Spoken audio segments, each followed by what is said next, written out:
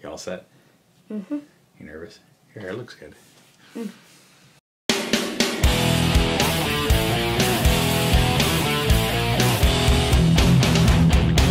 What's it, dude? Hey everybody, it's the Mud Guy RC. I'm the Mud Guy. I'm the Monkey. And we're going to give you an update today. I've been working on another project. This is the Rock Monkey. This is Monkey's Axial Wraith. He asked me for an Axial Wraith for his birthday. And when is your birthday? Next week. Next week. So I just got it done. I was up working late last night, or the night before, and I finished it.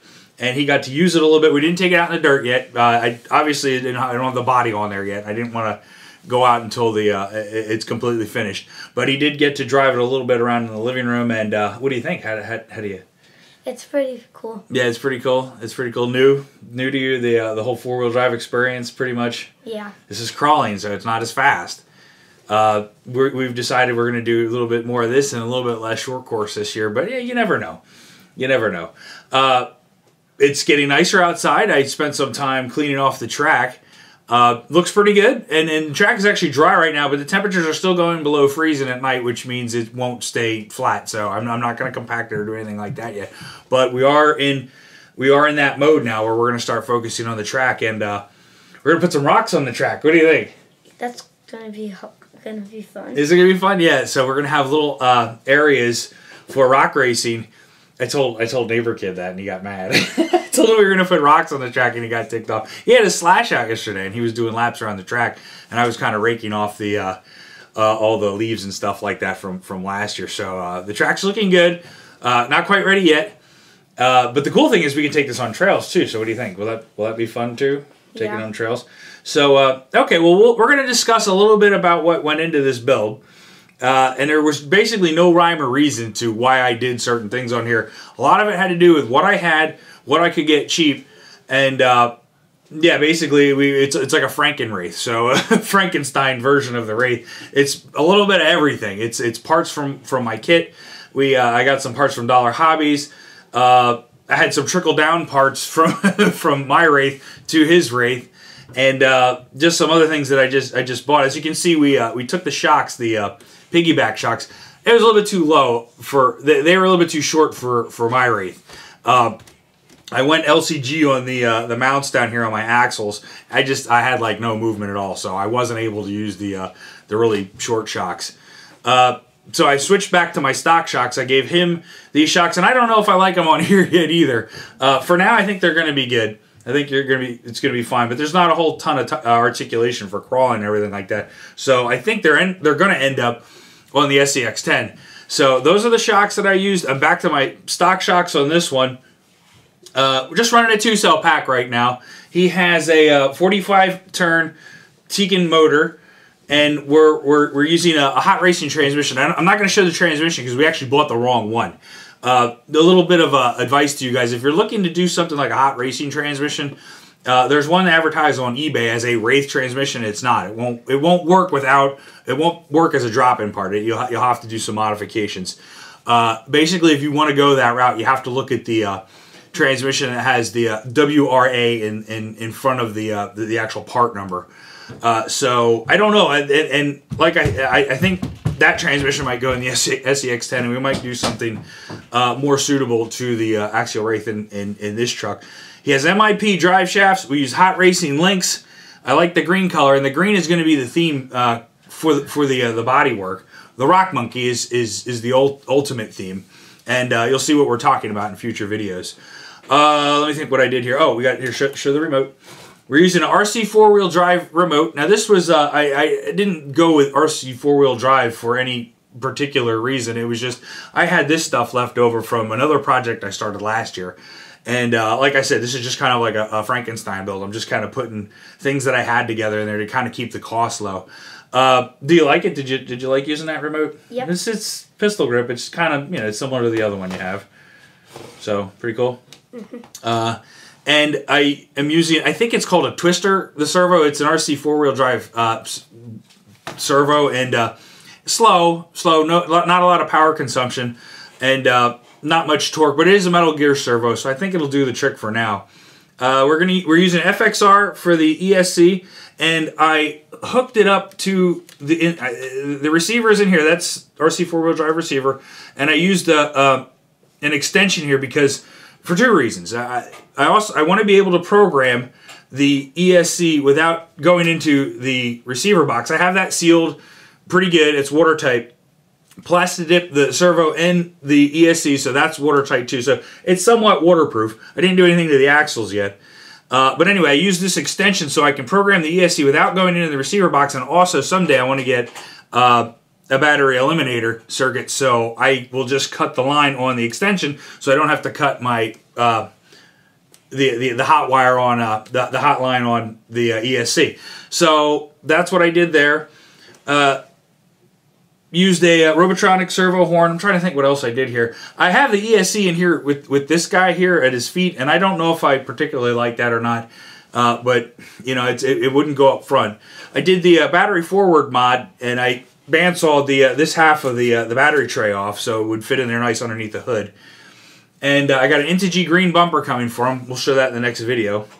Other than that, oh, and we got the Chandler's Halo guy in here. He's the driver. I had to do a little mod here to the steering wheel to get it to reach back to him. Those guys are a little small, but I think it's kind of cool because they do fit in there nice, and it makes the truck look bigger. So I think that's kind of neat. Monkey had this guy here. Where did you get that guy from? Do you remember? Uncle Rico got it. Uncle Rico got you that one. So he had a Halo guy. So he's the passenger, and the battery cable kind of comes up here between his crotch. So I don't know if I like that yet. I don't know, but it's something, you know, his birthday's next week, so I had to get it done. We did a fastback mod. I used Hot Racing lower links to do that, and I think that came out pretty cool. I'm trying to think what else. Pretty cool. I used the BF Goodrich, what are they called? Crawler, something or another. R35 compound with the foams that it came with, mounted to my kit wheels. So that's what he has for his wheels. Other than that, I think that's pretty much it. That's what we're doing with that now. I'm going with the whole trickle-down theory of upgrades. I'm going to do cool stuff to mine. He'll get my parts. And then from there on to other race that we're building. Everybody in the house is going to get a Rock Racer. That's one thing that we're going to do this year. Because Scooch saw this right away and he said he wanted a Wraith. So everybody's going to get a Rock Racer. We're going to throw rocks on the track. That's something that we're going to talk about a little bit more in the future. We'll talk about my Wraith now. What I did different to this from the last time I showed a video on it is, first of all, the most obvious thing is I'm using a chassis-mounted servo now. One thing I spend so much time doing is trying to get these links, the drag link and the steering link, to work together without bumping into either the pumpkin or into each other or whatever, and still get, you know, good shock movement and all that kind of stuff. So I was spending a lot of time doing things differently. I had all kinds of, you know, this was mounted with the link in front, the link behind, and this in front of that, and I just got sick of it, and I said, let's just go with a chassis mount and get all that stuff out of the way in a pan hard kit, and that way it's completely gone. I can put my bumper here. I can put that back together the correct way. I think it's a lot better. You know, I don't know if it's going to be better for my you know, for driving or whatever, but I like the fact that I don't have things bumping into each other anymore. And I went with the new scale knuckle and C-hub here that offered from Vanquish. And they have really good turning radius. And the cool thing about one of the things I like, besides the fact they look good and they're made out of aluminum, is they have stops on the back, so you can actually hear it knock when you're at your full steering either way. And it's kind of cool. You can program your endpoint in your remote, and you kind of feel that when you max out, you hard turn your steering wheel. You can almost hear and feel the knock in your steering wheel. It's hard to explain, but I thought it was kind of cool. And I have a new rear axle. It's a Curry axle. I think it looks pretty cool. It looks really neat.